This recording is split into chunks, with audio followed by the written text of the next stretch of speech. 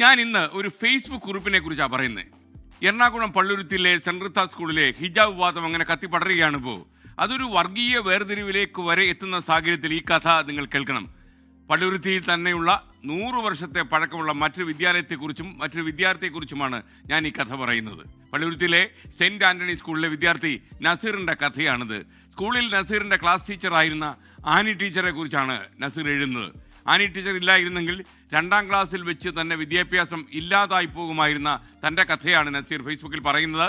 നസീറിൻ്റെ പോസ്റ്റിലെ ഒരു ഭാഗം ഇങ്ങനെയാണ്: ചില കുടുംബ പ്രശ്നങ്ങൾ കാരണം വീട്ടിൽ ബാപ്പയ്ക്കും ഉമ്മയ്ക്കും ഞങ്ങളെ ശ്രദ്ധിക്കാൻ നേരമില്ലാതെ വന്നു.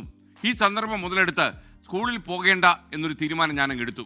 ഇങ്ങനെ തുടർച്ചയായി സ്കൂളിൽ പോകാതെ ഇരുന്ന നസീറിനെ തേടി ഒരു ദിവസം ആനി ടീച്ചർ വീട്ടിലെത്തി. കുട്ടികളെ സ്കൂളിൽ പറഞ്ഞയച്ചില്ലെങ്കിൽ പോലീസ് പിടിക്കുമെന്ന് ആനി ടീച്ചർ ഉമ്മയെ നന്നായി ഭീഷണിപ്പെടുത്തി. അതോടെ ഭയന്നുപോയ ഉമ്മ നസീറിനെ സ്കൂളിൽ പറഞ്ഞയക്കാൻ തുടങ്ങി. ആനി ടീച്ചർ ഇല്ലായിരുന്നെങ്കിൽ എല്ലാം അവിടെ കൊണ്ട് തീർന്നേനെ.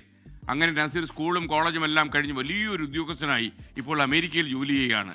ഇങ്ങനെ എത്രയോ നസീറുമാരെ നമുക്ക് ചുറ്റും കാണാം. അധ്യാപകരുടെ വാത്സല്യം കൊണ്ട് ഉണ്ടാവുകയും വളരുകയും അവരെ ഉന്നതങ്ങളിലെത്തുകയും ചെയ്ത എത്രയോ കഥകൾ നമുക്കുണ്ടാകും. കുട്ടികളെ ചേർത്ത് പിടിച്ച കുറേ ആനി ടീച്ചർമാർ നമുക്ക് ചുറ്റുമില്ലേ?